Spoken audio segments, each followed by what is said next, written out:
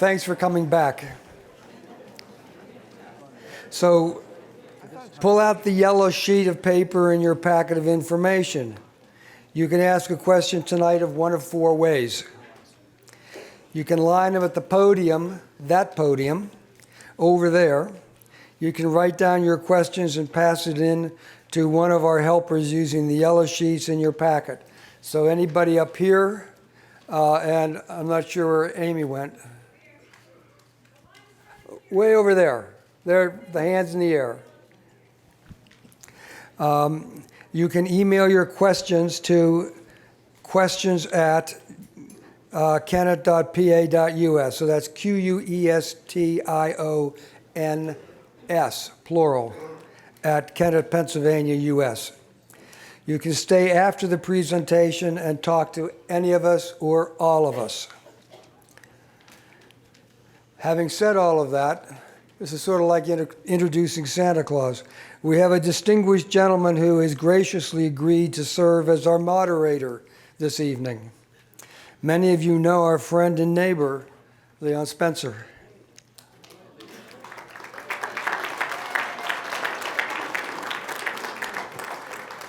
He was the mayor of Kennett Borough, which we are in tonight, you all know, for 11 years. Thank you for being here, Leon. And I don't know, there's Leon here. So I'm going to turn it over to Leon. He's going to guide us through the question and answer period.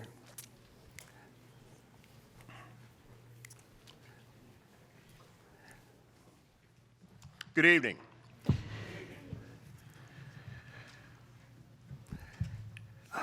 I'm going to tell you straight up. I'm feeling uneasy. I know the alleged. I know the person who is accused of these crimes. We had opportunity as a borough and a township to work together on things, and as has been stated, there was a lot of trust there. I know her family. Her mother is a classmate of mine, and with some others in this room. This is hard. But you're the ones that are going to make it easy. You're going to make it easier because we're going to get down to the bottom of some things. You're going to take the time to ask some questions that need to be asked. And we're going to do that tonight in a very respectful manner, because that's the way Kennett Township does things. That's the way you, the citizens, do things. Just be reminded, you can line up at the podium over there, and when you come to the podium, please state your name and your address. Be reminded that you do not have to be a township resident to ask a question, but I would respectfully ask that anyone who's not a township resident would wait until those in the township community have the chance to ask the questions first, and then you will have your shot. You can write down your question and pass it on to one of the helpers using the yellow sheet in your packet or on any piece of paper. Be reminded you may also email your question to questions@kennett.pa.us. You're also invited to stay after the presentation and talk to anyone on the panel. I would also respectfully ask that anyone in the media, if you have questions that you want to ask, please wait and do that at the end of this session. So again, that those who are assembled here, those township residents, will have a chance to ask their questions. Tonight we're here to talk about the investigations and repairing the damage. Please try to keep your questions to those areas. If you have questions about other subjects in Kennett Township, please seek out one of the supervisors or the township manager after the meeting or at the next board meeting, which is tomorrow night at the Township Building at 7 p.m. Again, we ask that when you ask your question, please return to your seat. We also remind you that profanity will not be tolerated. I'm going to start the questions. And I got to come at you guys hard. I have no choice but to come at you hard based on what I heard. And I'm going to start with Dr. Leff. Are all of you going to resign? It seems that you should resign right now.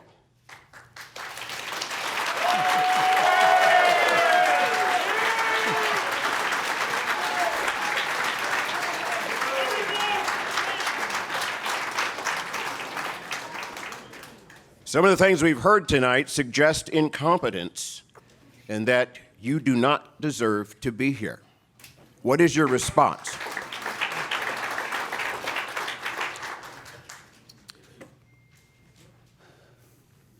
So where would that leave the township? Please let him respond. Abandoning the township now isn't what is needed. If we had resigned when this horrible incident was first learned about, there'd be no meeting tonight. None of you would be here. Because there'd be no investigation. There'd be no idea of what happened or who allegedly did it. There'd be no charges filed, and there'd be no people around to fix it. There'd be no prosecution, and there'd be no recovery of funds. And there'd be none of the methods and people put in place that Eden mentioned to prevent it from happening again. We were elected to lead the township. And as Scudder said, the buck does stop here. And we're leading it to fix this problem. So, Scudder, I'm going to ask you, how in the world could you let this happen? According to the information you shared with us tonight, this went on for over 6 years to the tune of $3.2 million. Someone was not providing oversight, and that's a disgrace. So again, I ask you, how could you let this happen? Well, I'm going to refer to a sentence that I wrote to myself. This was a complicated systemic scheme by a determined insider who was committed to steal and to cover it up. I'm quoting the DA in that. And the reason that I quote that is because of the things that I outlined before over a period of an hour and a half of explaining just how that system was set up and how it was surreptitious and how the people who are professionals to deal with this kind of thing, such as professional auditors, state auditors, that level of people that looked at this stuff on a regular basis and they didn't find it. And because the records in the computer system were completely twisted around and falsified, all of that stuff was there. But I think that there is, I mean, there's a reason why it was not discovered. It wasn't discovered in the administration that existed before this one, just as it wasn't discovered until now in this one, because it was so well done over such a period of time. But let me say that I think that I've asked myself that same question from the very beginning that I learned about it. And I looked at the checks that had my name stamped on it, and I said, where did that come from? I didn't sign it. How do I know about it? How did I find it? And the fact is that the money that would lead us there was being shuffled and kited around from one account into another, so it never showed that there was money missing. It was always in play. Whitney had a term for it of three-card Monte, where you're moving the walnut shells around, and you never know where the pea is. And so it was professionally done by her. So I feel of great concern that I wasn't able to find that. We made every effort that we could to put into place stronger and stronger controls. And the bottom line was we were assured that those things were in place. It turns out they weren't.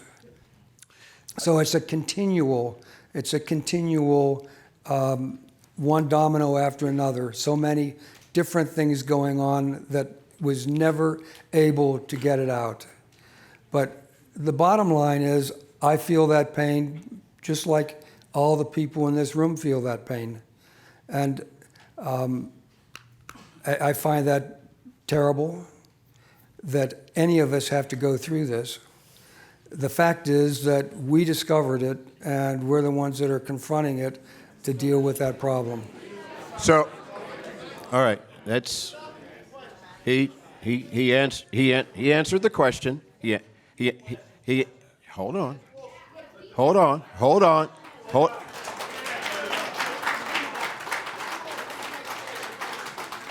And you, sir, I respect that, and you will have the opportunity to ask your question in a moment. Thank you very much. Thank you very much. Thank you very much. Whitney. Yes. We didn't know, I say we, I live in the borough, so I guess it wouldn't apply to me. The township did not know about this embezzlement until recently. Why was this kept a secret? As soon as we found out anything, we didn't keep any of this a secret. We brought it straight to the community. As soon as we found out, we started having reports at the very beginning of every single meeting to keep everybody updated. We sent letters out. We sent out a press release. We made personal phone calls to everybody in the community to try and tell them what was going on and let them ask questions. We were limited to what we could say because we needed to make sure that we preserved all of the evidence and everything for the district attorney. Okay, thank you very much. I said that we were going to talk about things relative to this particular situation, but I have to ask another question, and I have to ask it of you, Eden. I have to ask this of you, Eden. What is going on with the chief of Kennett Township Police Department?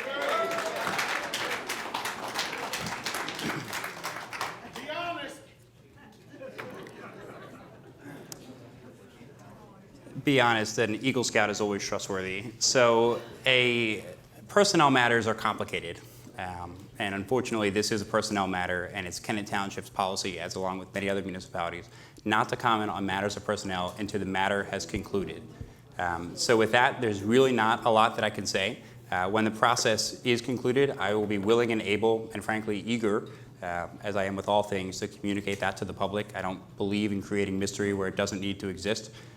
So when we get to that point, you will hear from me. One thing I can confirm is that it has nothing to do with why we're here tonight. It has nothing to do with the former manager. There's no financial improprieties. That's not occurring. That's not what's happening. I have seen those rumors on social media. But other than that, there's nothing that I can really comment on. Is there a public comment, please? Public question. Podium is open. Or does someone have a yellow sheet with a question that I can ask?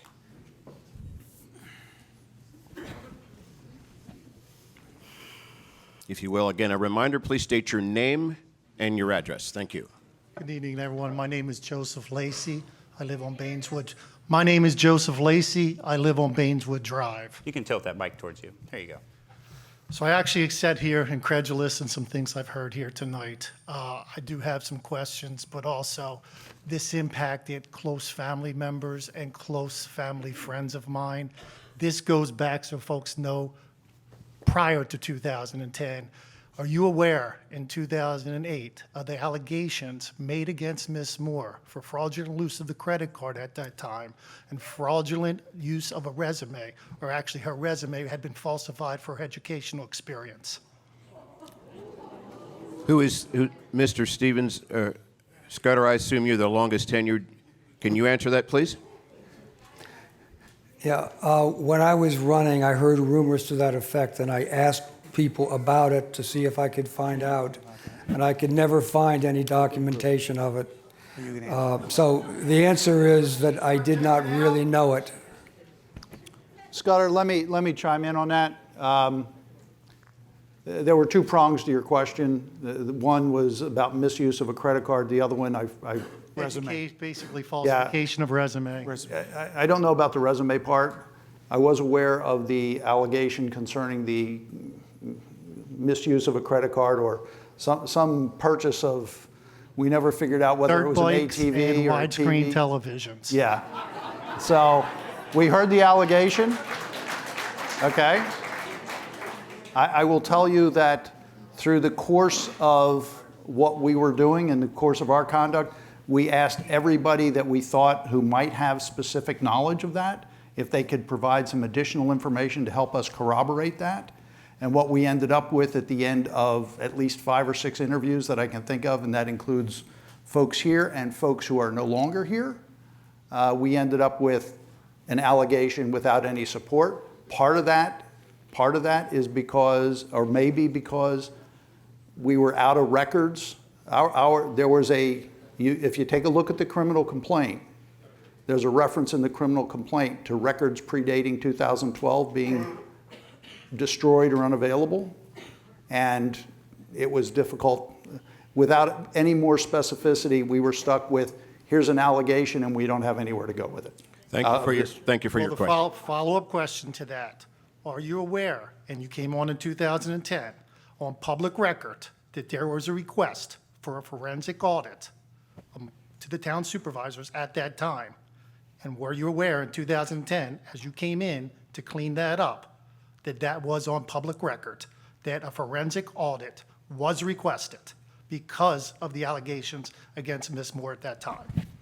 No, it wasn't. Now, first of all, I ran in 2011 and started in 2012 on the board. So that was, and I ran when we discovered that not a forensic audit, but just a normal audit was faked. And we dealt with that and put into place having regular annual audits being done by known people, respected professionals. So that was starting in 2012, not in 2010. I wasn't involved in 2010. You were not aware that in 2008, as a matter of the public record, a forensic audit was requested by a very respected citizen within this community? No, it wasn't. Okay, thank you. Thank you very much. Folks, it was. You can check the public record. Thank you very much. The next question, please.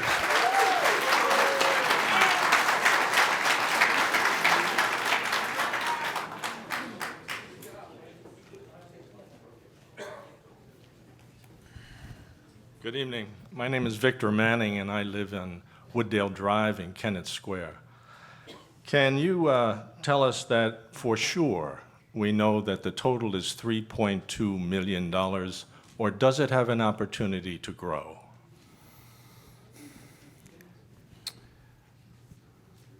Rick? Yeah, I'm working on it. So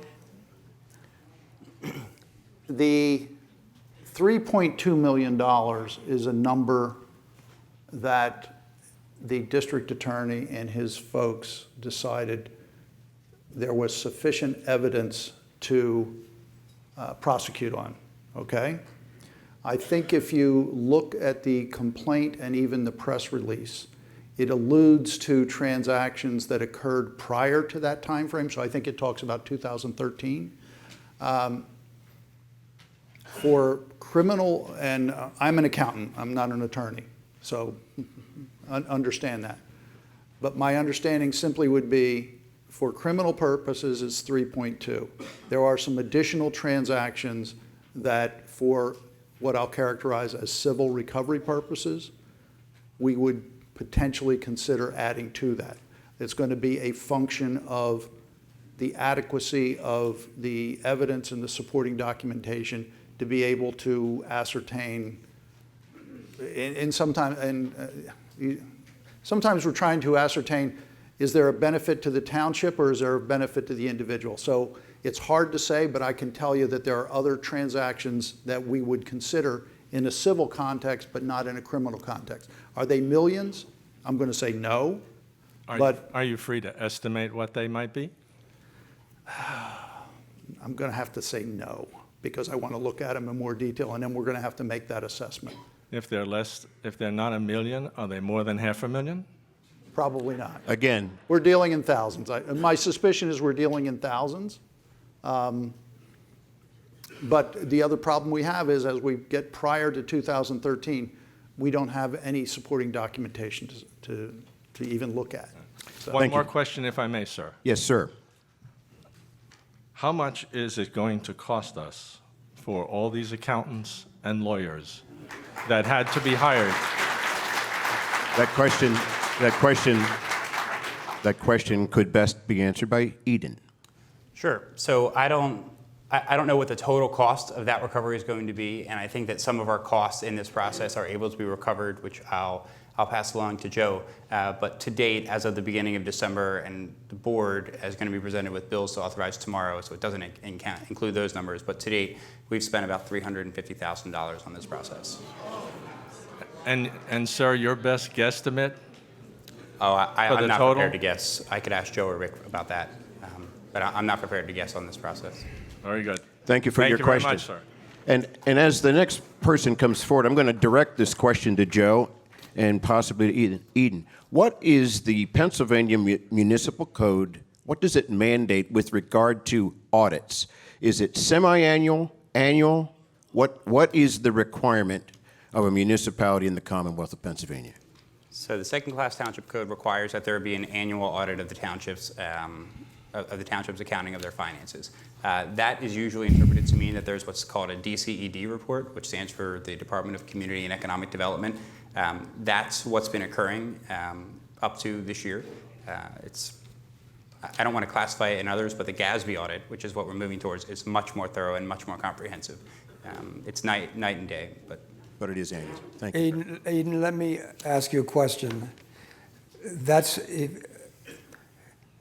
could be done by an auditor. It could also be done by an auditing committee.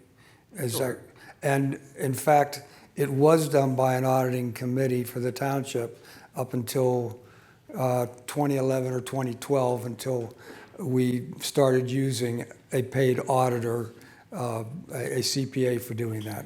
right. The code does address what's called elected auditors. We have elected auditors here as well, but within the code, it allows the elected body, or actually the citizens to petition for this, which I don't think happened here, but it allows for the elected body to appoint a third-party competent, which is defined, accounting firm to perform that function, and there's requirements. They have to be registered in the Commonwealth and those kinds of things, and I think that took place. Our system and what Amy is used to in her former municipality is to do both a third-party full GASB audit, which is the direction we're headed, but also to work with the elected auditors. They're elected officials. You elect them, right? I mean, they should have oversight, and we have no problem with that. We want to engage them and kind of show them that process and allow them to have oversight. So that meeting, I think, is being scheduled to engage them with that.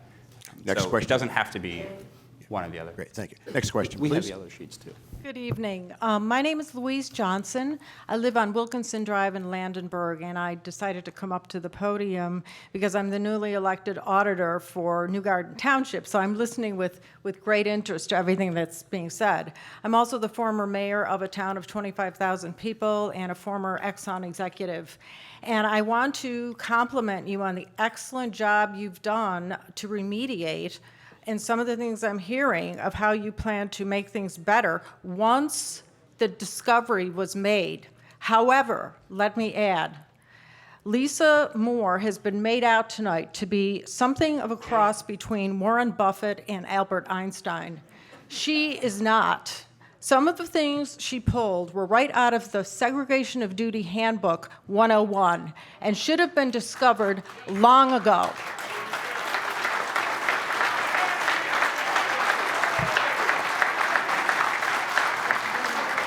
This would never, ever have gone on this long in a corporation that was run with any degree of financial acumen in the leadership team.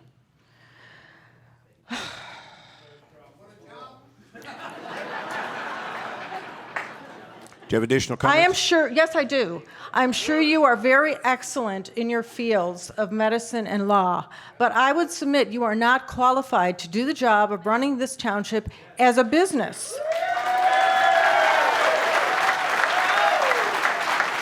And I will turn this back around to the audience at this point. I've only lived here a year, and I've noticed this in other places. A stunning and alarming lack of insistence of voters to put people in office whose number one priority is fiscal prudence and financial responsibility. Who are you electing? Are you paying attention when you are voting, or are you voting party line and friendship? Okay? Get a clue when you go to the polls and put people in office that know how to run a business like a business. Thank you. Thank you for your comments.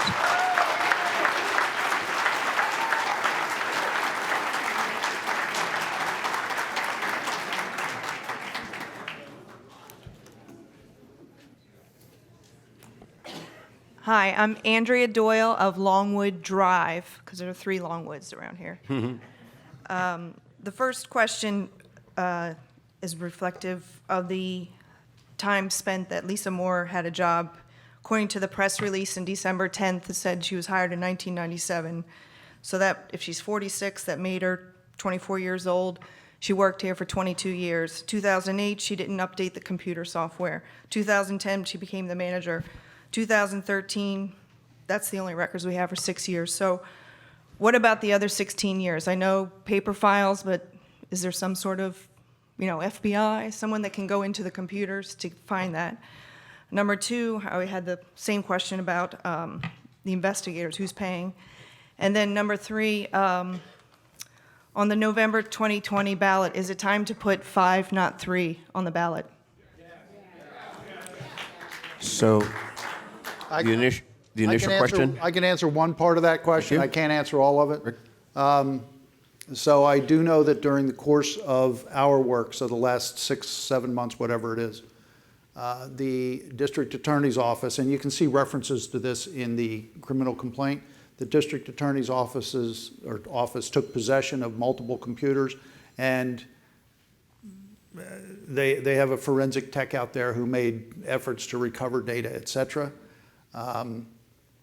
Whatever we got is what we got, and it still left us in a bind when we were looking prior to 2013. We had some data for 2012, and then with each passing, was that passing, or with each earlier year, we just got less and less, and that's the gentleman who was up earlier, as I was describing, we identified, Nicole and I identified transactions that occur in 2010, in 2009, in 2011, where we can look at them and we question them, but we don't have anything to build any further.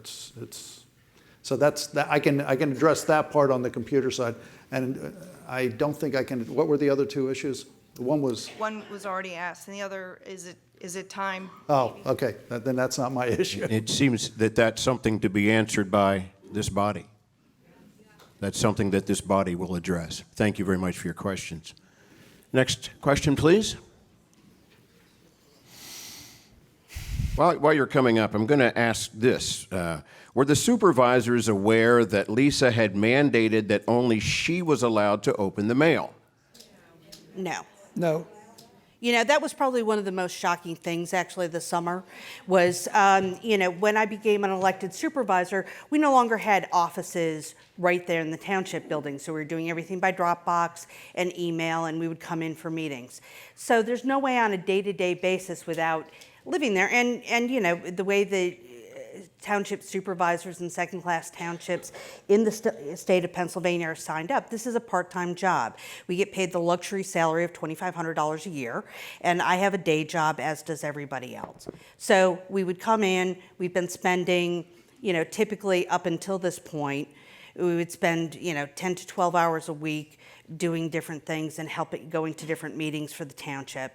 But, when we found out that she had specific pieces of mail that only she was allowed to open, gobsmacked, I think, is the word.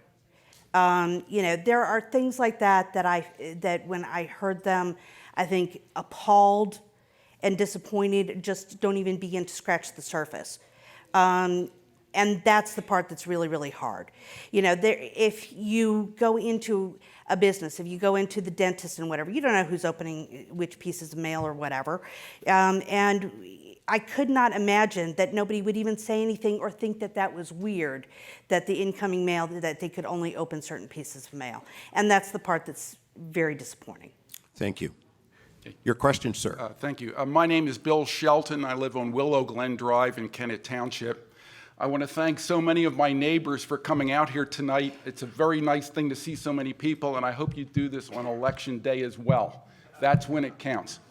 I have a several-part question that I'd like to ask. I'll ask each part separately if that's okay with you. The first part, reading from the sworn affidavit filed by the District Attorney's Office, about 8 pages from the end, it says, both the Umbright and Barbicane auditors prepared correspondence addressed to the board containing comments and observations relating to the internal control environment and other issues related to the operations of the township. This correspondence, sometimes referred to as management letters, identified deficiencies in the existing financial controls at Kennett Township under the defendant's supervision, including inadequate segregation of duties, and the failure to use time cards for certain leadership personnel, township personnel. The failure to use time cards was sometimes associated with observations relating to payments for comp time and accumulated vacation times. The auditors also recommended the implementation and adoption of policies to formalize matters relating to the comp time and other employee benefits. Would you put these letters from 2011 to 2018 on the township website so all the residents can read these letters, these management letters? Your response, please, Mr. Leff, Dr. Leff. Yeah, so when I first got in, and even before then, the Umbright, a local firm, did the audits for 2 years. And there, Tim Umbright came and actually spoke at a township meeting. We discussed it. He stopped doing municipal audits, and so we went with Barbicane, who does a large percentage of municipal audits. And the school districts. And school districts and a variety of other things. Those management letters, so there's several letters that come from Barbicane and auditors. We put up the actual audit and the cover letter. The management audit, all that was sent to Lisa, and up until May, those management letters actually didn't come to us. We didn't see them. Dr. Leff, So are you in so to help answer the question, are you in possession of those letters now? We are now. So to answer his question, will you be able to post those? That's what he's asking. Would you post those? I see no reason why not. Is there any reason why we can't, Rick? I don't know if there's a legal issue there. So this I don't know the answer right now. I'll have to think about it, but I just don't know the answer, and I'll Joe? defer. I'm not aware of a legal issue, but we'll look into it, and if we can post them, we'll post them. Yeah. Okay. Fair enough. Thank you. for all the years. All the years 2011, 2018. Sure. Good. Okay, good.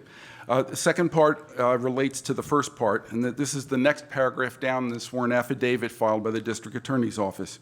While financial statements and correspondence from the auditors were addressed to the board, investigation determined that financial statements and correspondence were actually channeled through the defendant. Investigation further determined that the aforementioned management letters and other auditor correspondence were not forwarded to the board. While the board acknowledged receipt of the Kennett Township financial statements and the auditor's reports on this same or a contemporaneous basis, the board did not receive the so-called management letters from either the auditors or the defendants. These management letters were only received by the board after questions concerning the defendant's activities arose in May 2019. Is that an accurate statement that these management letters were not received by any member of the supervision before May of 2019? Yeah, that's what Yes. I said, yes. Correct. Were you aware of the existence of management letters? No. No. No. Okay. Okay. Dr. Leff, I was in the same meeting that you were when Mr. Umbright presented his findings for the first audit, and he discussed the management representation letters in that meeting orally. Okay. That's a public meeting. So you're talking about the audits that Tim Umbright did? That's the first meeting. Okay, right. And in 2013 to 2018, I believe those were done by Barbicane. No disagreement. And those are the ones that were sent to Lisa, and the management letters were not sent to us. Right. Well, thank you. Thank you. Oh, pardon me, I'm not finished. Well, there's a whole bevy of folks who'd like to speak. So, if you would, you like to hear if more you would questions? defer from, thank you, thank you very much. Thank you for your question. Are you aware that there's a business advisory committee on the township? Yes. I think you are. I think you created it. I don't think we can credit Lisa Moore with the business advisory committee. Yep, I'm aware of it. Okay, aware of it, and are you aware that the board, that committee has certain responsibilities that are mentioned on the township's website? Yes. There's 7 of them. I'll mention a few of them. As examples, the committee shall provide guidance and assistance in the following areas: financial reporting, accounting, assist in techniques for implementing auditor-recommended changes to financial reports. That's the committee's responsibility. And Right. you don't know of the reports that the committee is supposed to be implementing. That's what you're telling us. It's a sworn affidavit. That's on the township website this afternoon, if you want to look it up. And the committee was meeting, the committee was doing its work. Thank you. Let me read, good, let me continue. Sir, I'd really like to move forward to allow other people. Excuse me. Excuse me. Excuse me. Excuse me. Excuse me. These are your friends and neighbors, and they are here, and respectfully, they have the right to speak. And we want him to speak. So do this for me. Do this. Since folks want to hear more from you, let's allow some other folks to speak. Get back in line, and we'll listen to you. No. Thank you. That's what I'd like to do. Thank you much. I'll stay here all night. That's great. Okay. Thank you very much. I'm just trying to give other people an opportunity. That's all it's about. Okay. As the next person comes forward, I would ask this of Eden. Does this situation, or will this situation, impact the bank credit rating for Kennett Township? I look to legal counsel as to whether or not I can answer that question. I'm willing. I don't know the answer. The question is whether or not this situation has an effect or will have an effect on the bank credit rating for the township, and Eden is deferring to Joe. I'm happy to answer the question. I don't know, so I leave it to you. Do you even know? I probably know. So the banks are going to want to know what happened, which is not really up to us to tell them. It's a forward of the criminal complaint, right? Yeah. They're going to want any information that Rick can provide, and then they're going to want to know, okay, what are you doing about it? Eden, Amy, Board of Supervisors, what are you doing about it? And we'll answer that question. We've already been asked kind of that question, an analysis from the forensic audit, and then a response in terms of what are our internal controls now, how does the process work? To be completely honest, probably. It will probably impact our credit rating. That's not anything we can't recover from. I think we'll get there, but the short answer is yes. Thank you. You're welcome. Yes, sir. Hi, Nigel Thies, 12-year resident in Penns Manor, township taxpayer, and I'm also the president of the Penns Manor Homeowners Association. My question tonight are just individual. They're not on behalf of the 144 homes in the township. But one of the things I wanted to ask is that I heard painstaking attempts tonight to indicate that Lisa Michelle Moore is responsible, allegedly, for the crimes that she committed. And while I understand that personal responsibility, what I did not hear is any attempt to address the supervisor's abject failure of leadership in addressing, maintaining, and controlling these things. The frustration you sense in this room is the non-apology and the non-acceptance of culpability in allowing these things to happen. Scudder, you ran on a platform of, we need to get an audit. I wish I had that flyer that was dropped off years ago, because that's what it said. Kennett Township needs an audit. Why did a seasoned lawyer such as yourself not question such a consolidation of power? To the investigators, I didn't hear that last part. why did you not question such a consolidation of power, that Lisa Moore did everything in the township? We did question that, and she assured us that she was not doing that.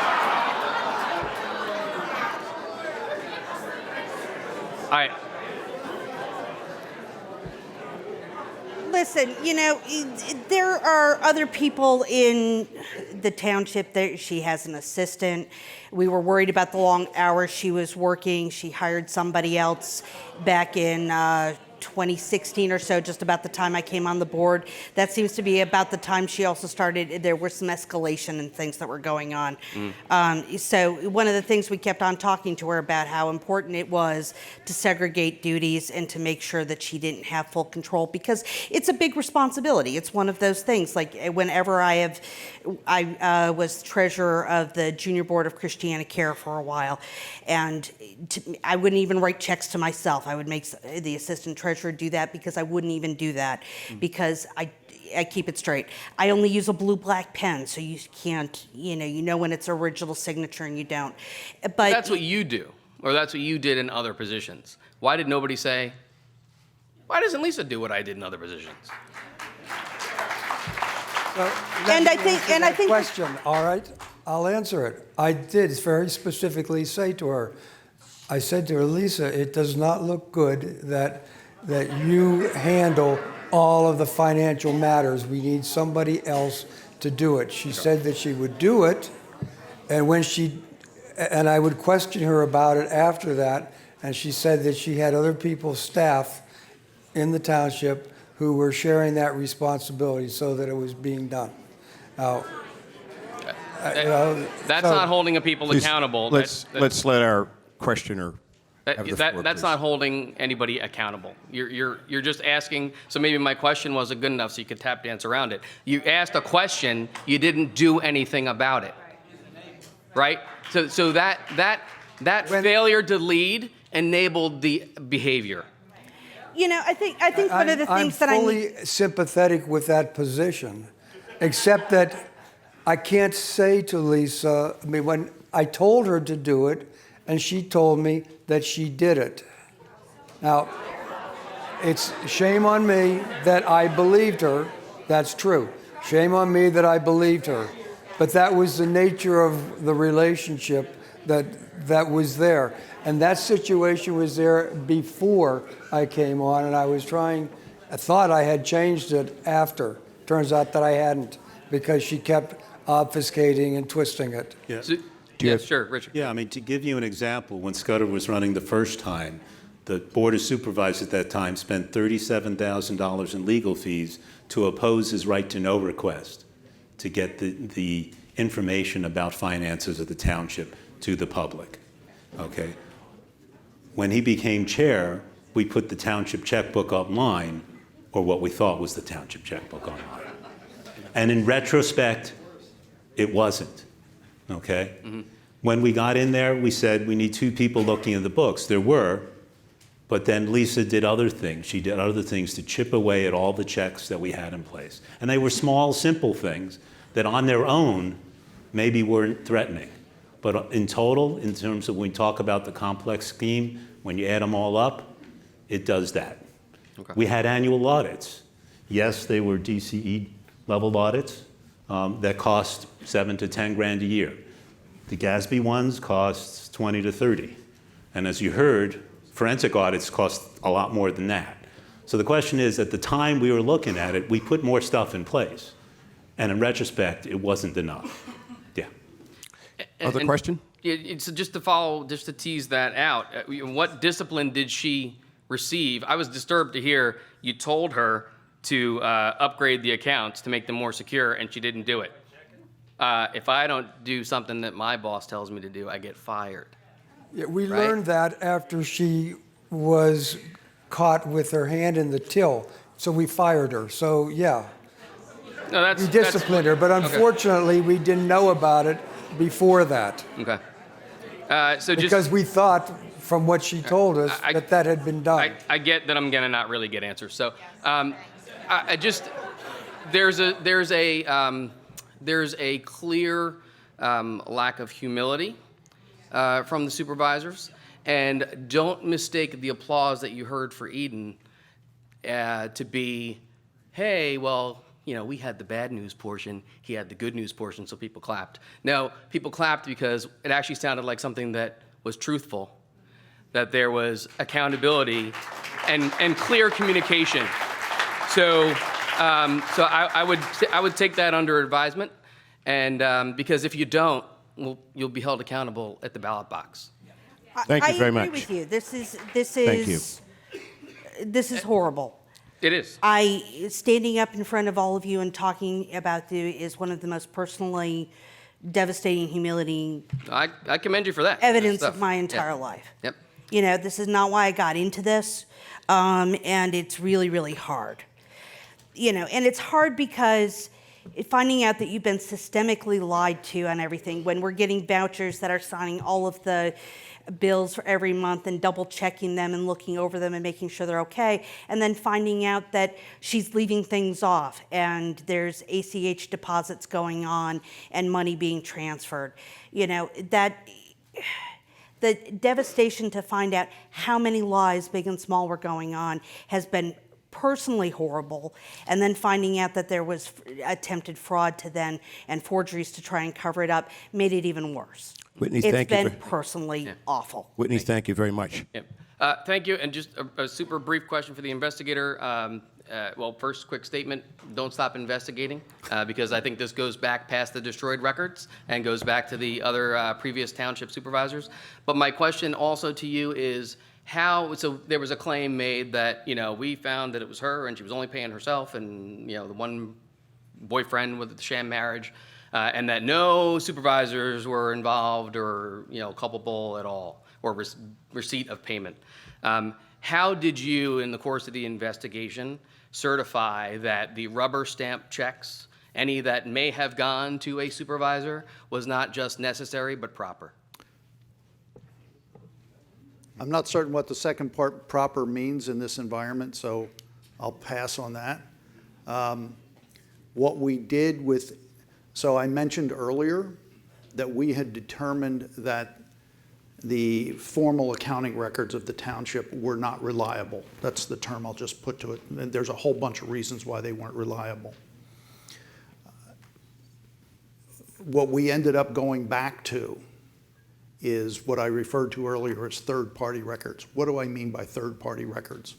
So we went out to the banks, we went out to the brokerage companies, and we started going through each transaction and tracing that out. So I think the checks you're referring to are this approximately $750,000 with the signature stamp on them. No, well, I mean, we went beyond. We went. Totality. What I mean is, for example, we went beyond that, and to ascertain, whenever we identified something, we were looking at things that were legitimate and dismissing things that were legitimate. Right.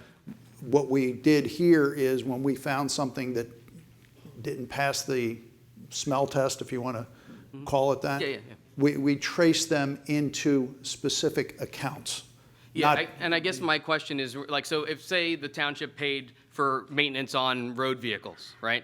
And then the check got changed and it went to Lisa Moore and then we pretended, right? So you went to third parties to verify that. I get that, right? My point is, if there was a payment, if there's Christmas reimbursement to Scudder Stevens, the third party is Scudder Stevens. So you go, hey, was this legit? Yes, it was, but it wasn't, right? So how do you verify that all of these payments that may have gone also to supervisors were necessary and were actually used for proper? Okay, I'm going to tell you, I don't have any top-level recollection. Do you have that recollection, Nicole? This is a serious question. Yep. I don't have any recollection of anything going to the supervisors other than the $2,500 annual stipend. Right. So there was nothing that was ever recorded as paid to them.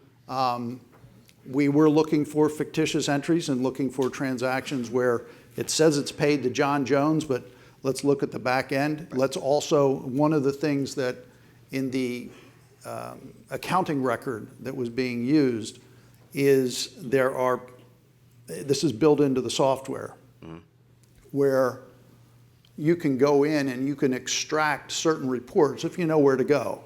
You can extract certain reports that will tell you anytime a transaction or an entry has been altered, okay, altered in any way, shape, or form, okay, whether it was the date, whether it was the payee, whether it was the amount. So when you look up check 1234, if it was originally paid or listed as paid to a vendor, but then you go back and it was later changed to an individual, you're going to see that. Okay. And so, you know, I mean, I'll be entirely candid. What we can't ascertain from looking at this, we can see everything that went into accounts.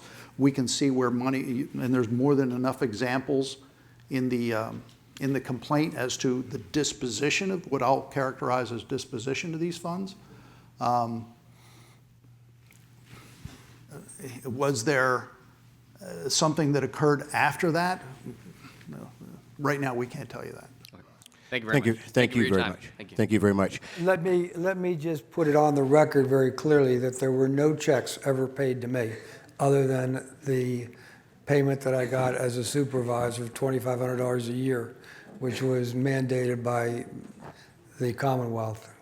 Thank you very I much. appreciate that clarification, and I didn't mean to specifically single you out. My point was just if the third party But you is the did, person and so I'm receiving- answering you. Right. My Okay. point is if the third party is the person who's receiving the check who could be complicit in a scheme, then you're verified it with people that are in on it. So then how do we actually come through that? I That was- sense that what you presented was an example. Right. Correct? Thank you very much. As the next person comes forth, I just thought of this question. And being sensitive to ongoing investigation, and I'm going to ask this of all three of you supervisors, and all you need to say is yes or no. Probably that's all you can say.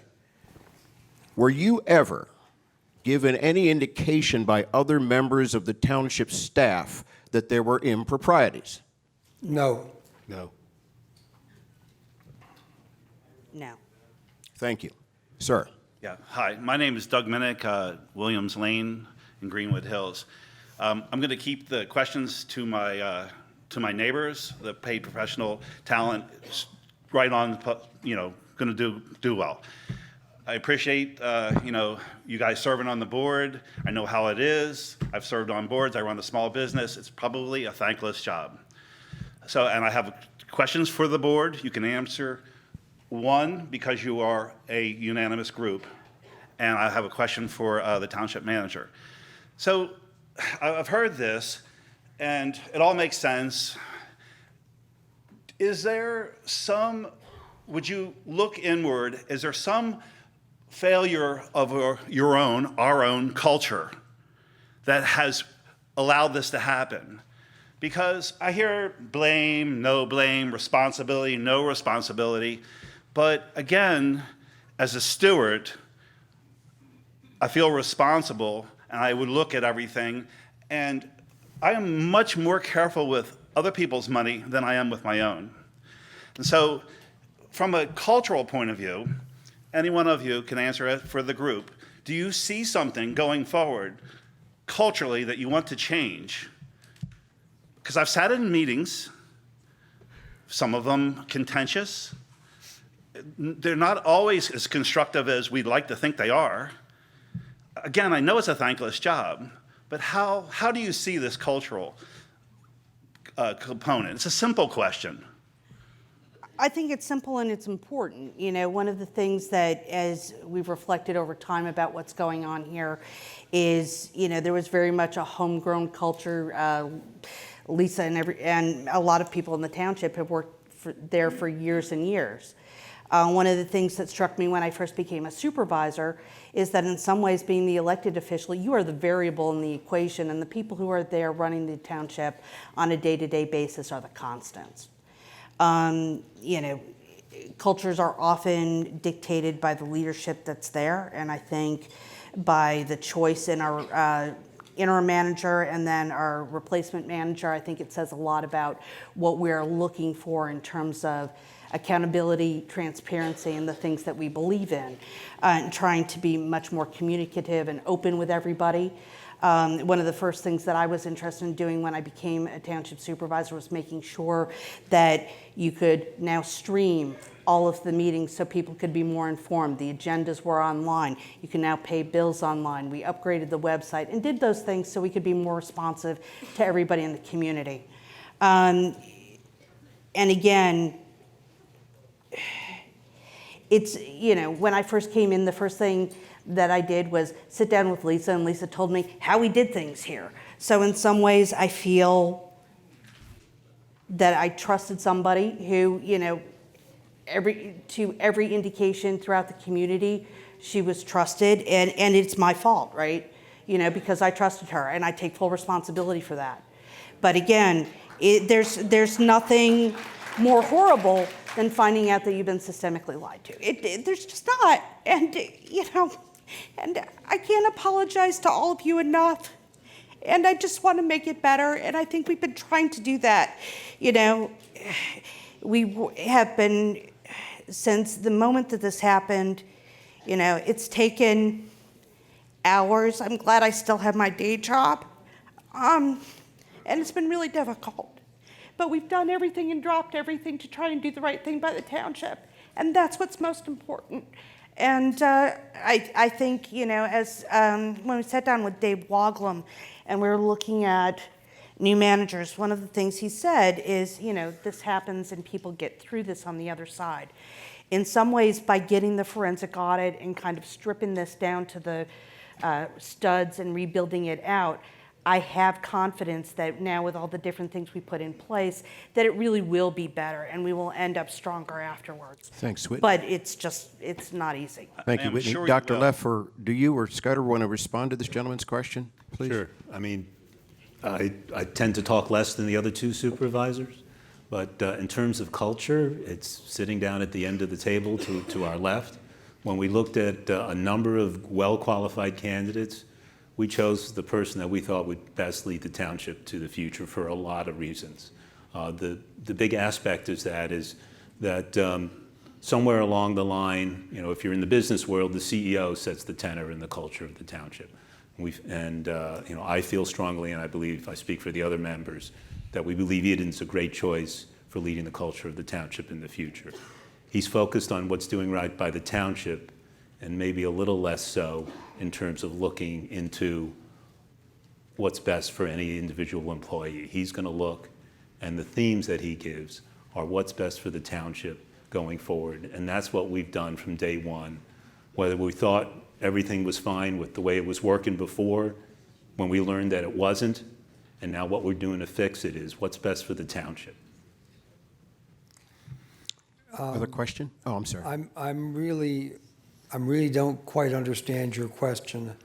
Are you talking about the culture of our society, which is what I thought No, you were I'm not. asking? And that's fair, and they were both well put together answers. Very nice. As opposed to the culture of the township. The township. Management. And leadership is what it is. It starts at the top. You do set the tone. You are responsible. You know, I know that I am when it comes to my turn in the bucket. So all of those are good, and they are moving forward.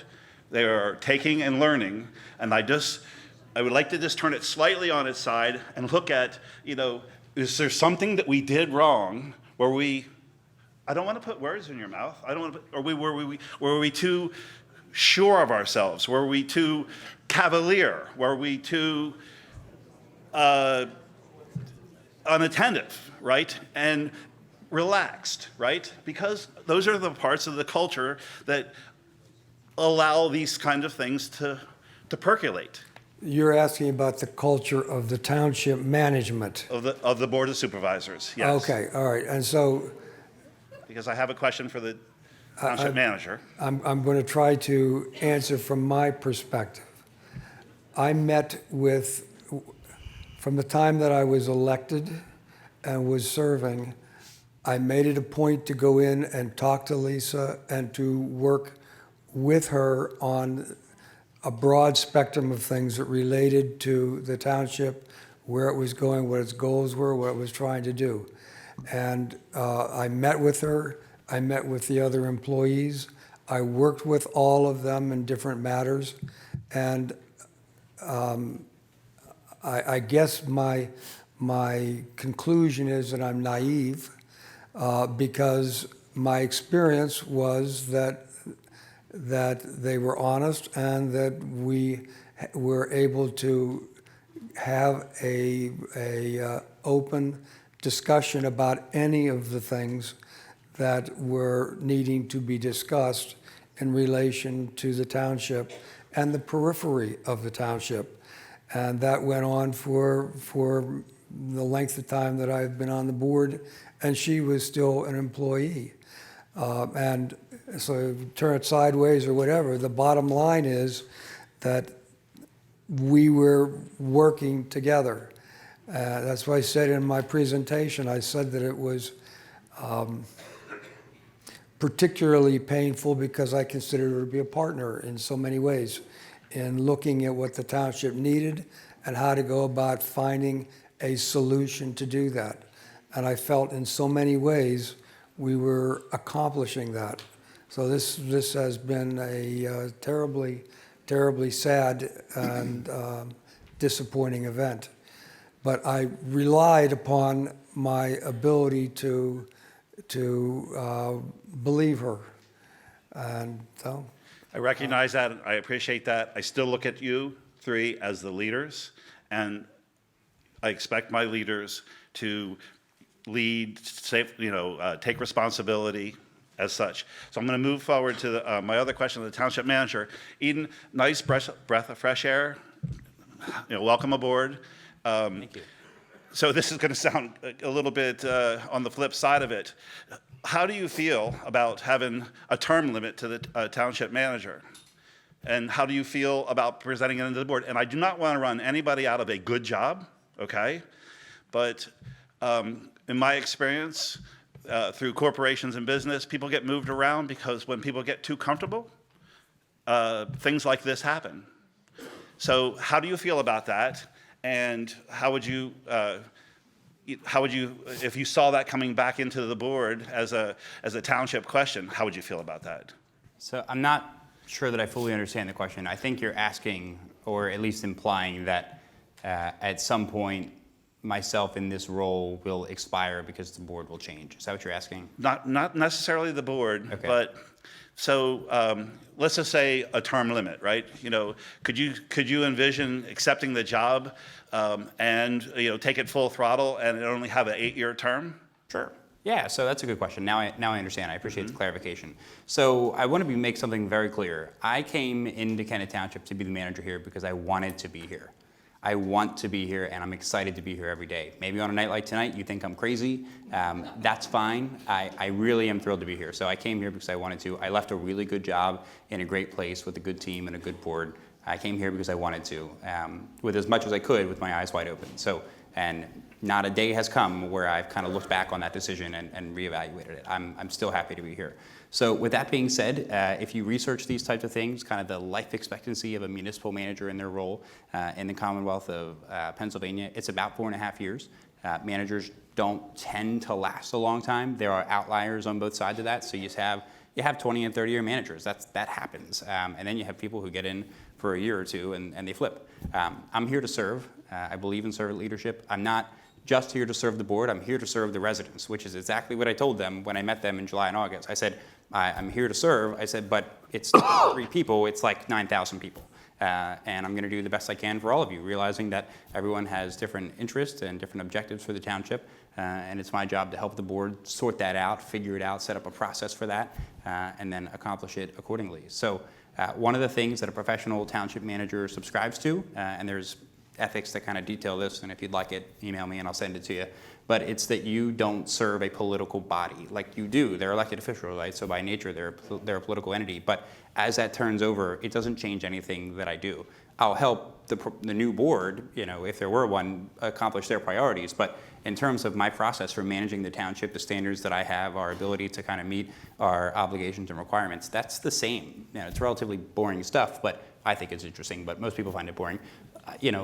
That process isn't going to change. So you set it up for the long term, you try to accomplish the vision, you meet your daily expectations, you work for the entire township and the board, and as things change, you adapt.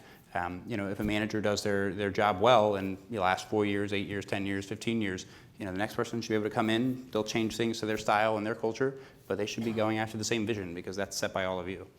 I appreciate you asking that question. I think it's very viable question. Hope for your success. Thank you. I appreciate that. Thank you. Sometimes term limits seem quite appropriate. As the next question is coming forth, I will ask you this. What can you tell us about our insurance against employee theft? What's in place? That's a Joe question. Well, as I said, there's a fidelity bond in the amount of $1 million. That the insurance company for that bond's already on notice. We're going to continue that process now that lease has been charged. There are some other policies that may have other coverages. We're looking into them. That's where we are. Okay, thank you very much. Yes, sir. Yes, my name's Jay King. I live on Hidden Pond Drive in Chadsford, so I'm a township resident. So, Scudder, my questions for you is, I own a small business, and there's these cycles that come up where I know that I need to sign certain checks because I'm the owner and I actually have a bookkeeper myself. So I'm a bit perplexed that you didn't know that you were supposed to be co-signer on certain checks and that Lisa went and had a stamp made and you had no idea that you were supposed to be co-signing certain checks. How is that possible? The only time that I would be asked to sign a check would be when we would authorize those checks at a board meeting, and they were usually signed at that time by the board, and they would be passed down along the dais, and we'd sign it, keep on going, and come back. So those we signed. We knew we were signing those. The fact that she was using a rubber stamp was not something that I was aware of. It just, like I said, I own a small business, and so I just find it totally incomprehensible that you could go through year after year after year of not understanding the sequence of events just to be curator of the township's money. I did explain to you what the process was. Well, I understand So I the did process, but obviously, understand what it was. there was. I didn't understand her criminality. I admit that. And so the fact that she went out and used the stamp for whatever she used it for, but that wasn't something that was brought in officially, so I didn't know about it. I think what the gentleman's saying, Scudder, here, and what I'm hearing, is that there is a routine, periodic, there's an ongoing time period, if you will, be it monthly, every other week, whatever, where one would be expected to do that. And that's what I think I'm hearing you ask. Exactly. Right, and it was done at a board meeting, and the checks were dealt with at the board meeting. Okay. If I may just clarify for a moment, there were two events or two processes that would occur. So we actually have some checks with handwritten signatures, and then there's a whole slew of checks here that were alluded to or identified in the criminal complaint that were signed with a signature stamp. So we have two different processes going on simultaneously. And Lef, I just was wondering, since this whole breach of security with Lisa and all that since April, I don't understand why you ran for re-election.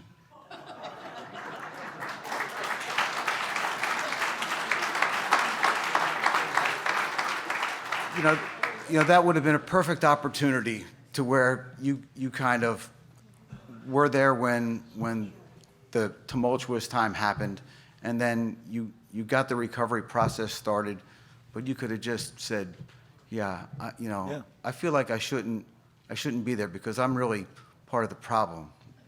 No, I think that would have been the easy way out.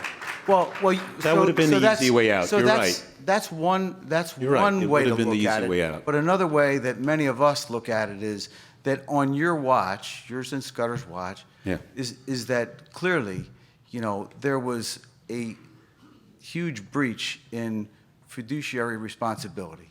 And so that's what we look at as taxpayers, and we just can't fathom the brashness of both of you sitting up there and thinking that you had no part in it. Scudder said more than once tonight that Lisa Moore did these crimes, but she did them on your watch, right? She did them on your watch. And now I own a small business, and I've had people steal from me, and it's my fault. It's my fault because I didn't have the controls in place. I've upped my game. I've got more controls in place. Obviously, you guys are doing that now, but before that, it really happened on your watch. And I think that's why this was a packed house tonight, because we wanted to see how you guys reacted. Yeah, I mean, when the township was smaller, there were different controls in place. And then when it got bigger, we put more controls in place. And as you mentioned, each time as you grow or you find something, you put additional controls in place. But you guys had the fox watching the hen house. You relied on Lisa to follow through on and implement all these things, and nobody was keeping an eye on her. Maybe, just maybe, the earlier comment about not 3 supervisors, but maybe 5. If the township grew larger, maybe that's what that bespeaks. Maybe that's, I don't know. Maybe it's something to think about, and it will be up to these folks to decide. That's all I have. Thank you. Thank you very much, sir. He's back. I think we owe this gentleman a round of applause. He's been very respectful. Right? Oh my God, he's got a whole. Thank you for giving your neighbors a chance to speak. I care greatly about my neighbors, and yes, I would. Thank you. And thank you for hanging out this long. I was discussing with the supervisors the Business Advisory Committee, and I wanted to continue asking a question about that. The Business Advisory Committee, it says on the website, and this is all on the website, the committee members will be available to provide such experience when requested by the treasurer, but the committee will meet on a regular basis, typically quarterly, to review financial performance and critical financial issues. The committee is required to maintain minutes of its meetings and action items, which will be posted on the township website following approval by the treasurer and the supervisors. An update of the committee activities will be presented by the Board of Supervisors as needed. Have you reviewed the committee's minutes on the website, is the question.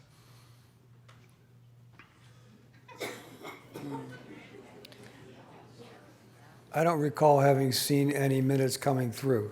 I have seen the work that the committee did in working with Lisa to put together quarterly financial reports.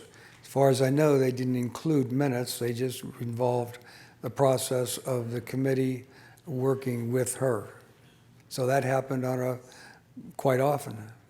Our other supervisors, have you reviewed the minutes on the website for this committee? No. Okay, all right. The website permits posting of minutes from 2013 to 2019, and in that time, there are a total of 3 postings on the website for this committee, 3 and 3 only. Now, this committee was created to provide financial oversight and assistance in all these matters we're talking about tonight. The 3 minutes all have exactly the same text, and I'm going to quote it literally. 1 period. No agenda. There is no agenda available for this meeting. Please view the minutes. That's the minutes. I'm not trying to point fingers, but this committee that was created to provide oversight that you've all been talking about providing and doing, this is on your township website. Look at it, please, under the committees.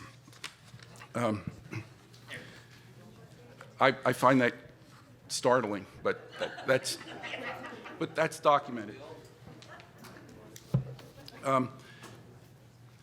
I wanted to ask another question in the area of the independent auditors that we've elected or hired to audit our books. As you know, the independent auditors for 2011 through 2018 prepared opinions on the financial statements. And to our manager's credit, they do say that these standards require, and this is in the written opinion that's on the township website, for all the years are the same, but I'm looking at 2016, 17, and 18 because those are the 3 years where the, I'll call it a fraud, is material. It's a material matter. We all know 3.2 million. Most of that is in these 3 years, but not all of it. It's all material, and it goes back for 6.5 years plus. It's all material. Yes. If somebody takes $5 from you, it's material. Somebody, it doesn't have to be $1 million. It's still material. Well, thank you. This is material, and then therefore this requires a restatement of the financial statements. The financial statements are incorrect. Yeah. Okay. We have, I believe, an outstanding line of credit. And that line of credit, no doubt, has covenants. If any one of you have a loan with anybody, there's agreements that you have. One of them is to have certified, certain audited financial statements that clearly reflect the conditions of the township. The bank, whatever bank we have this loan with, the statements they have are the ones that we all see, but they are misstated. Most loan covenants require that if there's fraud, malfeasance, or other bad deeds, that you inform the loaner. Have you notified the bank about that?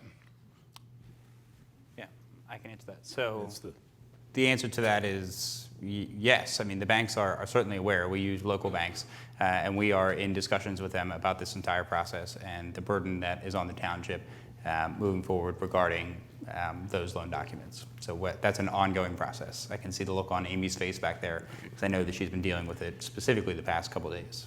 And just one simple answer, because the audience may or may not know, that line of credit is with the same bank that we do our regular banking that found the stamped bank. So they're well aware of what happened and how it was discovered and all the events that have come forward. So it's the same bank that has the line of credit and that we still have the line of credit at. They were actively participants in working out solutions.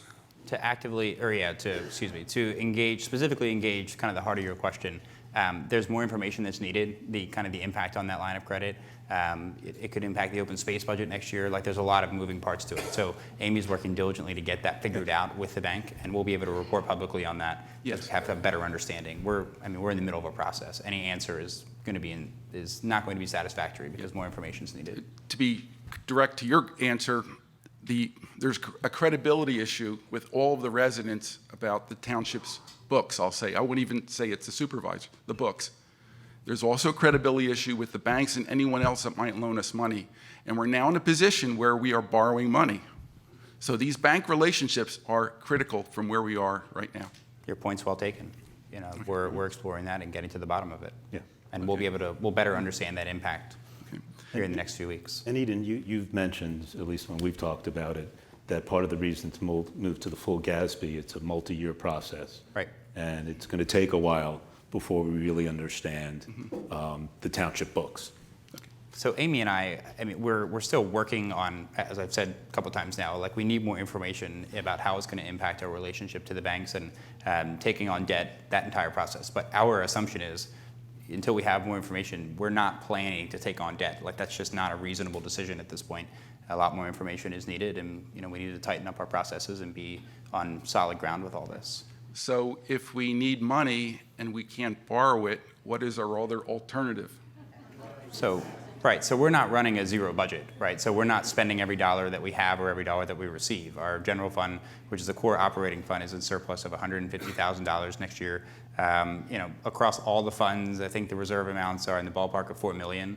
Like, that's not great when you realize, that there were a lot more than that at some point, but it's not a bad position to be in considering where we are. So I said it earlier in my prepared remarks, we can work with what we have and where we are. I mean, we're not stranded on an island and no way out. We can work with it. There's a path forward here. Okay. My core question about these auditors that we've hired, particularly for 2016, 17, and 18, that where there is unquestionably a material misstatement that was not detected in their work, where they state there is no misrepresentation in their opinion, should we still be employing those same auditors now for the next auditor? Yeah, so we're not employing them. So Amy and I recommended. Okay, all right. Thank you. Okay. So you'll be very impressed with our new auditors. They'll be at a future public meeting in the spring, kind of reporting on their auditing process. So look out for that. It's Malley LLP. Yeah. In tonight's presentations that were very well prepared, very well presented, and for the most part, very well received, there was not one mention by anyone about not having destroyed records personally or allowing records to be destroyed. Not one statement in the plans going forward about not destroying records. From my own limited experience with this type of thing, that's the first thing that the lawyers say. Don't destroy records. No one in any of the plans that you described about how to fix this, how to go forward, they do describe not, as a mandate, not destroying records. I'm happy to address that. The records are in the possession of the DA. We aren't destroying them. We wouldn't destroy them, but the DA's got them anyway. So I think that you're referring to records going forward. Is that? Past records, current records, any kind of records. Sure. So obviously I can't speak about or do anything about past records. In terms of current records and future records that will be created through the process of managing the township, the Pennsylvania has an act. It's called the Records Retention Act, and it deals with this process. And it specifically outlines what can be destroyed, what can't, how long you have to retain things. There's an entire process with that. And in that process, my best practice has always been, because like it or not, and I am on the not side, government creates a lot of paper. There is a lot of records. You can very quickly fill a large space with those records, and keeping some of them don't make sense. For instance, if I write a note in a meeting, I have to keep that for a certain amount of time. At some point, that note is not going to have any value. So we need to deal with that. What I've always done is prepared a list. We examine the records that we think can be destroyed in accordance with that act, and then you take it publicly. You present, this is the records, this is why we want to destroy it, it's in accordance with the act, and then you deal with it. Different municipalities have different processes on that. I don't follow the Records Retention Act to a T. Some of them, I think, you could keep some of these things a little bit longer. They may have value for it. But we'll need to explore that and debate it publicly. There are at least if four. I may, real quick. Yes, go ahead. On that, and maybe that's my deficiency, but candidly, I didn't think to address that, because from our perspective from day one arriving on site, and also I can tell you that having worked with the detective who was there a month before, there was clearly a mandate that nothing is getting destroyed. And I know that certain things were either taken by the DA or they were locked up in an evidence storage facility, if you will. So that, and in fact, even earlier this evening, we had a very specific discussion about securing or maintaining what we have and keeping track of that so that it doesn't go anywhere. So, well, from my limited experience in your line of work, you're dealing with people who never had a prior experience with this, and they might not know, and they may feel they need to clean up their own records. Oh my gosh, what if somebody sees this little note I said about going to lunch, and somebody starts destroying personal things they think, but on the other side is something else? The mandate is never to destroy records, and that's normally clearly yes, communicated absolutely. Day one, minute one of any review where there's any question of a falseness. Well, thank you very much. There are at least four people back here who, please, I really need to honor these folks who have been standing diligently in line. We need to give them a chance. So again, if you want to get back in the line, go right ahead. But we want to hear from those people. Thank you very much. Next question, please. Ask one question, if you don't mind. Throughout this evening, we've been hearing how Lisa Moore has been doing everything in the office, everything of a control nature. Why in the world do we need other employees in the office? How do we expand the staff in the office over the last 6 years if Lisa is doing all the work? How can you justify hiring people to do work that Lisa is already doing? That's a question for the supervisors to entertain. Thank you very much for the question. Next question, please. Next one in line.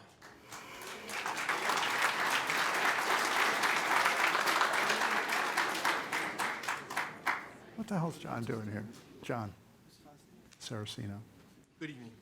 My name is John Saraceno, and I live on Balmoral Drive. Can't hear you. I'm sorry. My name is John Saraceno. I live on Balmoral Drive.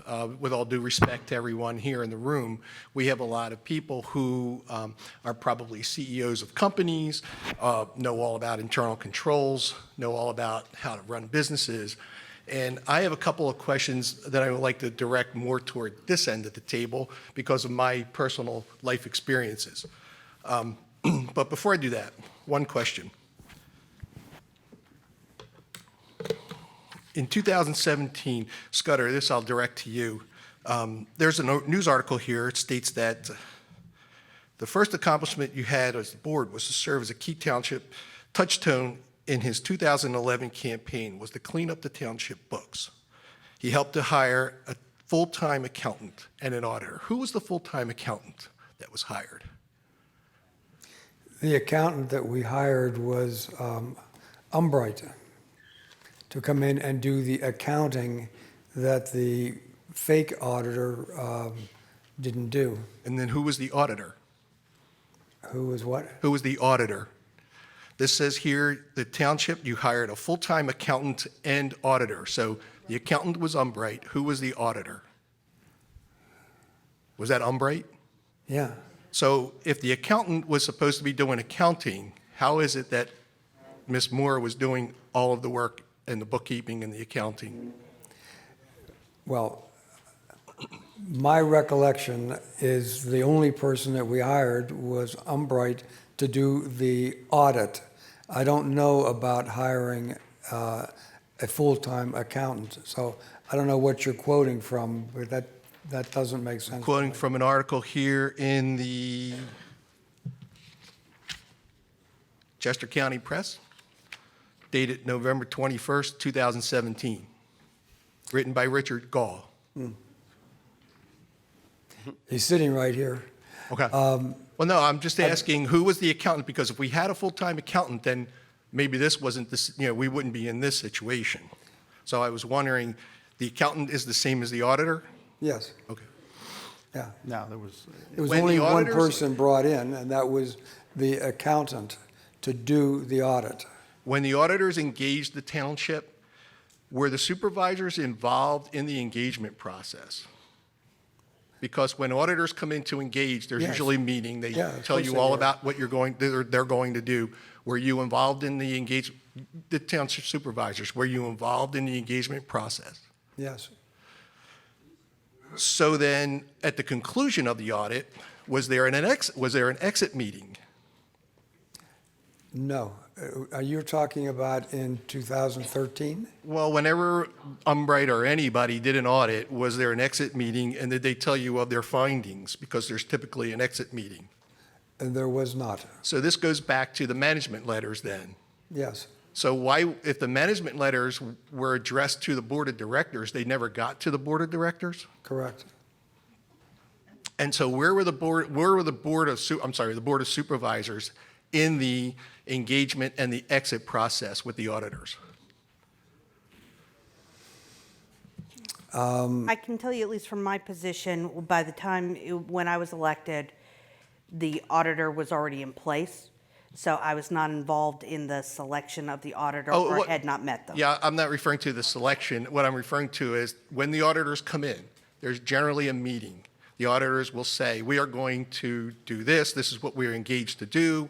There's a whole meeting as to the actual engagement process. The audit takes place, and then there's an exit process. There's usually a discussion of our findings. And we say, well, not we, but an auditor would say, we found this, you need better controls here, you need to do this, you need to do that. May not be material to the financial statements, but yet they're putting the client on notice of their findings. And so it's almost a discussion of what would be in the management letters. The first time I ever met with the auditors was after May 1st, when the audit for 2018 finally came out late this past year. And there were significant discussions there that were disturbing, and my counsel is now giving me a waiver that I need to be careful. I think I understand what you're asking. The typical, all he is saying is that in a typical audit scenario, there is an opening briefing, there's a closing briefing. They come in, tell you what they're going to do, they do it, and when it's over, they tell you what they did and what they found. That's really what he's driving at. Am I correct, sir? I thought that was plain, yes.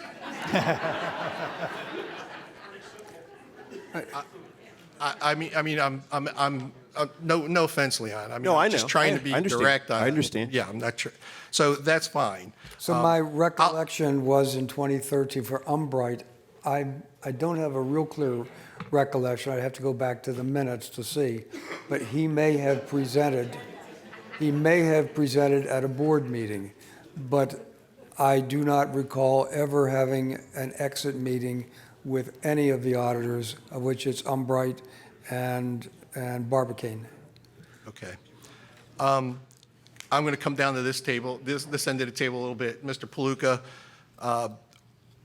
can you explain to some of the folks here, because I probably know a little bit more about this, can you explain to them without divulging too much information as to what steps can be taken to recover some of the lost funds? For example, asset forfeiture, pension forfeiture under the state laws that you may be able to forfeit her pension, some of the restitution or civil recoveries. Can you explain some more of that to some of the folks to make them maybe feel a little bit easy? We don't need to talk the exact numbers because we don't know, but. Well, we're not going to discuss legal strategy because we're just really getting into it now that she's been charged. But there are 3 buckets. One is Lisa Moore herself, which would include the DA's piece, whether they could get any restitution from her, either voluntarily or otherwise. We can also make demands against her civil actions. We're actually going to look into the pension issue you raised. We've talked about it. So that's bucket 1, Lisa, criminal and civil. Bucket 2 is the insurance, which we've started. We've talked about it a couple times. And the third bucket, which I really don't want to get into, and a lot of the questioners very smartly have alluded to it, there are other institutions and individuals named in the complaint, some maybe not in the complaint, or the affidavit rather, and we're going to take a hard look at it, whether there's civil liability for any of those folks or institutions. Okay. So without you telling me, I'll tell you the potential of the auditors who were involved in this. You don't have to nod or say no, but I'll just let everybody else out here know that. I was an investigator for 30 years. I know a little bit about this. So not that I know what their strategy is, but I'm just trying to tell you that there are some means available to try to get as much money as possible back. We just have to let this all play out. So I'll come back over to this end of the table, maybe to you, Eden. Thank you, by the way, for your comments earlier today. Has the township given any thought to dealing with the banks and going to, say, positive pay? Yeah, so I think at this point, I've kind of mentioned it to a couple people who approached me during the break. Amy and I aren't reinventing the wheel. We come from municipalities where the finances are managed appropriately, really good systems in place. Amy is, I'm going to brag about her for a second because I think she's a really good hire. She's one of the best at the business. We're really lucky to have gotten her here. She's personally connected to it all because she's a Kennett Township resident. Her experience in the private industry, working on Wall Street, dealing with banks, Capital One, things like that, really puts her in a good position to look at this differently. She knows what the government requirements are. She knows what we have to do. And she can say, hey, the private sector is doing this really well and local government hasn't caught up. Let's get that involved here. And she has a track record of doing that. So that's where we're headed. I'm not going to get into I'm not going to get into the specifics of that. But as we continue to recommend those changes and put it in place, we'll be reporting on it in Amy's report at the last meeting of each month. So aside from positive pay, one more question, Leon. Sure. So aside from positive pay then, was there any discussion with the banks about not accepting any checks or cashing any checks that have a stamped signature? Yeah, so stamp signatures are not good. That much is obvious at this point. We knew that before we got here. That's my policy as a township manager, has been in the other 2 municipalities I worked in. We don't have signature stamps. Just let your hand cramp and you'll sign. That's how it is. No one signs for you. That's the process. Actually, it's outlined in the municipal codes. The process you have to go through if you want stamps. I don't think there's value in us getting into it, but we're just not going down that road. It's not going to happen. Sorry. Thank you for your time. Thank you very much. Thanks, John. Thanks. Thank you, John. So as the next speaker comes forth, this question from the audience: who supervises? Well, in this case, who supervises Eden? We do. You say we do. Is The that Board of Supervisors. Are any one of you primarily responsible for his evaluation, his overall supervision? Is that the chairman's responsibility? Is it you as the secretary treasurer? I understand you're saying it's a collective responsibility, but is any one of you primarily responsible for that? Yeah, so the second-class township code actually deals with this. I'm responsible to each individual board member, and they know that. That's a system that they, told me they want to go. Sometimes boards will agree to appoint a committee to deal with it. Where I came from, I had 7 board members and a mayor, and then 5 on an authority. And they set up a committee of people that I report to, and they report back. Being that there's only 3 of them, I report to each of them as a collective, but individually. But what the code doesn't address, in my opinion, is that I also report to the public, all of you. So if I'm not, I can make the board really happy, but if the community's displeased, then we've got a real problem. So the public has to hold the board accountable, and I think that applies to me also. So the reports that we're giving, the reports that I have my department heads give publicly, the processes that we'll go through to engage the public is all about that accountability. Thank you. Yes, sir. All right, my name is Victor Manning. I live at Wooddale Drive. For Mr. Zayas. Yes, sir. Your opinion, sir, if Capital One had not found this fraud or questioned it, would it still be continuing today?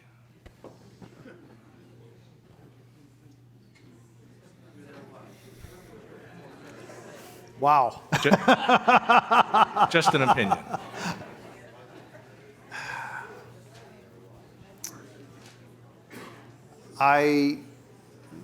Obviously, I don't have a real answer for your question. Understood. We've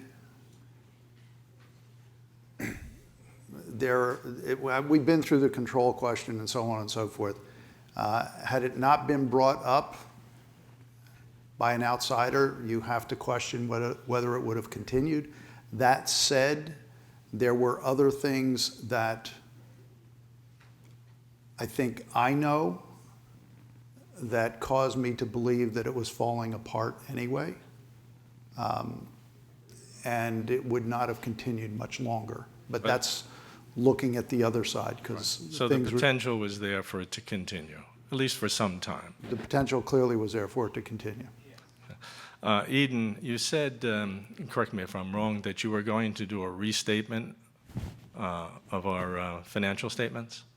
I think what I said is that we were looking into those requirements based off the previous financial statements and any potential inaccuracy with them. And if you did that, would that not show us the real financial position of this township? Yeah, so that's a really good question, and I've actually been waiting for someone to bring it up. So thank you very much. So I'm now very interested that this is public in showing you the financial state of the township. That's been a really difficult thing for us to try to do since I came on board at the end of September and Amy in October, because there were just certain things we couldn't show based off of the DA's ongoing investigation that hadn't become public at that point.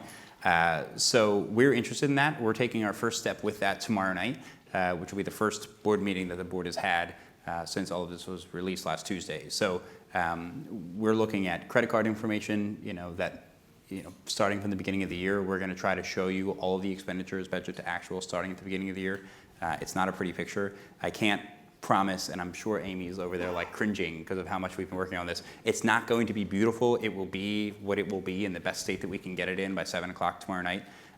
There's a lot of untangling and unraveling and just trying to understand the process. I mean, it's really, it's a mess. So we're working on it. But we start those conversations tomorrow night, so I look forward to that. I said earlier, the township's finances, as messy as they are something that we can work with. We are financially solvent. We're not bankrupt.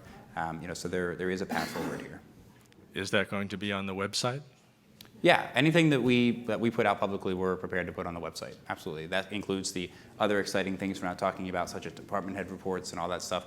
That'll all be up there. Absolutely. And the meetings, if you don't know, are recorded and they're put on the website. You can watch those if you can't make it. So. Thank you. I guess I'd just like to close with just one statement.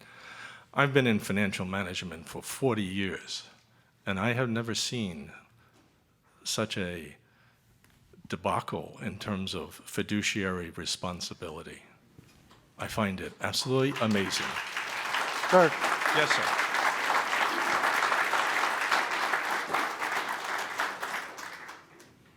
And I appreciate what you're saying in terms of this situation, okay? Mm-hmm. Mr. Palooka alluded to this before, and I'll just say this. I've been in business doing what I'm doing for 45 years, 46 to be precise. Mm-hmm. And I have a skewed look, but I will tell you, this is almost all I have seen for 45 or 46 years. So while I appreciate that, you know, from your perspective, it is what it is. Right. Unfortunately, from my experience, it means it's Tuesday. And I don't, that's just what it is. And I've seen it in corporate levels. I've seen it in, you know, publicly held corporations. I've seen it in municipalities. I've seen it in businesses, all in between. So just a dose of reality. It's not your reality, it's my reality, Right. but it happens. In a different context, I dealt with I gave a couple examples earlier. For a huge medical device company, we had a matter involving a salesperson who was essentially overcharging hospitals. And it started popping up all over the country. It was the same scheme. And to your question, I'm not absolving anyone here. We're not done. We have more stuff to do that maybe the DA hasn't done. But at one point, one of the inside counsel's woman, she called me on the phone and said, Joe, how do I stop this? What do we do? And I said, Denise, you can't. It's human nature. You put the best controls in place. This happens every day. Open the newspaper, any business newspaper, Wells Fargo. Wells Fargo had literally hundreds of employees opening thousands of fake accounts. Thousands! And no one connected the dots. So I agree with what Rick said. We're coming from a different perspective. We're going to work through it. We're going to do the best we can for these people. But we're used to seeing this movie. It's unfortunate. It's terrible. This woman was trusted. It's easy to look back with 2020 and say we should have done this, that, and the other thing. And maybe we should have. We'll look at that. But, you know, you put somebody like this in place, you trust them, and you're not looking over their shoulder 24/7. You're just not. I'm not excusing anybody or anything, but it's not quite as easy as we're kind of like laying it out tonight. And I just want to push back a little bit on the narrative. That's all right. Nothing ever is. Thank you. Thank you. Thank you. Thank you. Next person. I'm going to ask Joe, I'm going to ask you a question here. What effect, if any, will the change in DA leadership have on this investigation? Should have zero. Should have zero. Rick and I already talked to Mike Noon last week about it. Our understanding is a very senior, experienced assistant district attorney is going to take over the matter. We'll work closely with that person and Detective Balkunis, so it should have zero effect on the case. Okay, very good. Thank you. Yes, please. My name is Kitty Rofast. My husband and I live on Captain Robinson Drive in Avondale. We have lived here for 12 years, and I am a former mayor from Maryland. I retired the year before we came up, and so we moved to a nice, quiet place that we knew we would enjoy, and we do. I've sat here all evening and been really watching each of you and listening to you intently, and I have a suggestion. I'm not here to condemn you. I know it's not an easy job, but I do believe it's a rewarding job, and I think that's why all of us who have been involved in leadership in municipalities take the job.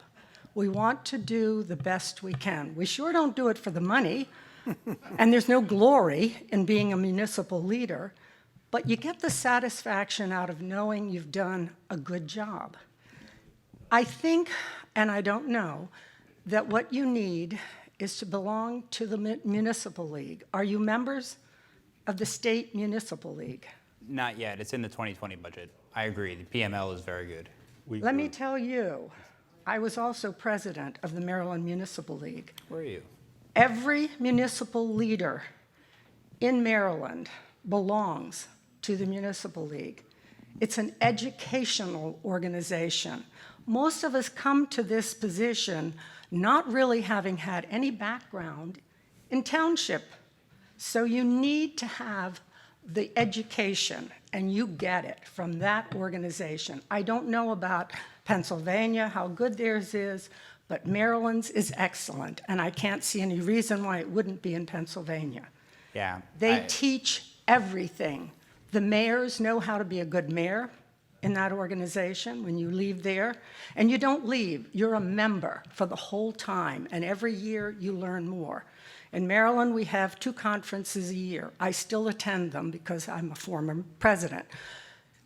And every year I think, my goodness, there's more to learn, and people are becoming better educated by this organization. I can't say enough about it. You need it. Every municipal leader needs that. And then this kind of thing would be at a minimum. I've never heard of it before, but I guess it does happen, as we're told this evening. But you would certainly have better tools to work with if you become involved in that organization. Your comments are most appreciated. Thank you. And we have gone to the Pennsylvania State Association of Township Supervisors meetings in Hershey. I went to a boot camp when I first became supervisor, and they give you kind of a rundown of things. But I have also had conversations with them about nothing that they taught me in that boot camp about being a supervisor addressed issues like this. No, you need And the that's really municipal problem. league, and I'm sure Pennsylvania has one. Yeah. All the states in the United States have a league. And that is really, you learn so much. Please look into it. And Thank it's you. not something you attend once. You belong to that organization, and you go to all the conferences. And a lot of them are local. They're not out of state. They're all within the state.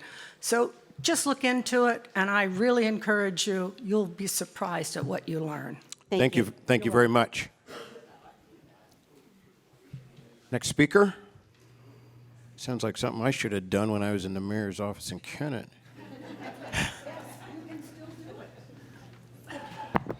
Hi, I'm Diane Forney. I live at 103 Meadowview Lane. 2 questions. One, when I was going and reading over the criminal complaint, it implied that Lisa Moore was funding her retirement account, and I was wondering, are those funds available to recover for the funds that she stole? And also, is there any other ongoing litigation currently with the Kennett Township that may be using this $1 million insurance policy that we have that's going to use up a portion of that, and the $1 million is not going to cover that full, even a part of what she stole, allegedly stole? I'm not aware of any other litigation. I'm going to defer the tracing question to Rick on the pension. So I think what you're referring to in the complaint is a section referred to as E-Trade and $945,000. Okay. Yes. So, and it's in there, but I think if you go back, and sometimes it's a little bit hard to follow, what actually happens there is funds were transferred to, quote, E-Trade, ostensibly as some sort of retirement program. The funds never rested there for very long. They were then circled back to usually a personal account and then dispersed.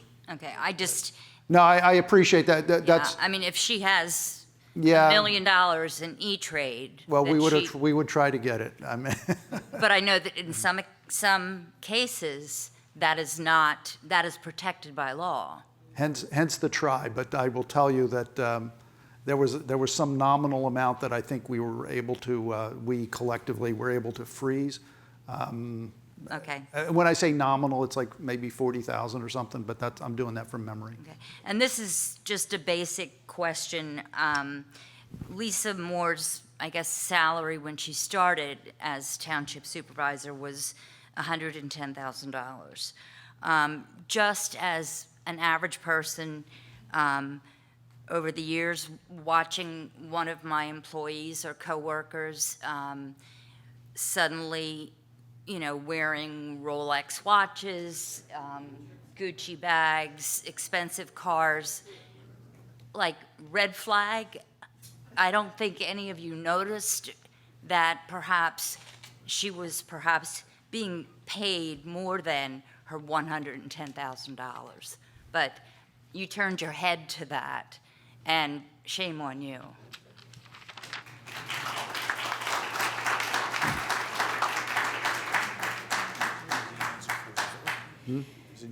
He's back.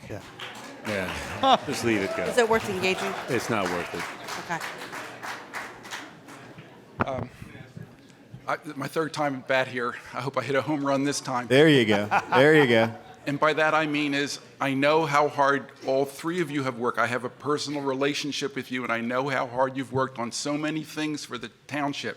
So many areas that we're not talking about tonight. It's off topic, hope you don't mind. So many areas where you have worked so hard. And how frustrating this meeting tonight is personally. This is an important area. It's very important to everyone here, and everybody else is voting. But how hard you worked on other things. That's acknowledged. Having lived through the transition from the other administration to your administration, I can remember how one supervisor, particularly when he was essentially being driven out by meetings that were not very pleasant, how he was literally brought to tears.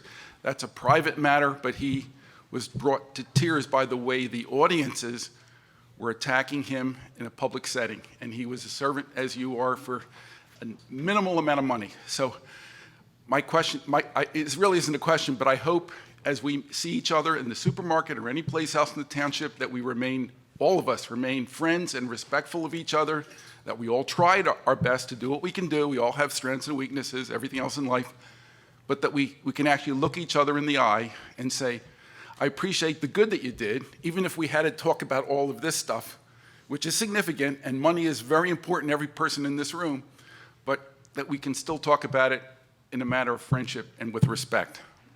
That's my last comment for you, sir. Thank you very much, sir. Thank you. One last question that's come from the yellow sheets here. It just says, ask the question, has there been any reporting to the IRS? Rick? I can address that. So early on, there was communication with the service. The communication was with people in what they refer to as their criminal investigation division. They were aware of what was going on. They offered to assist. I will tell you that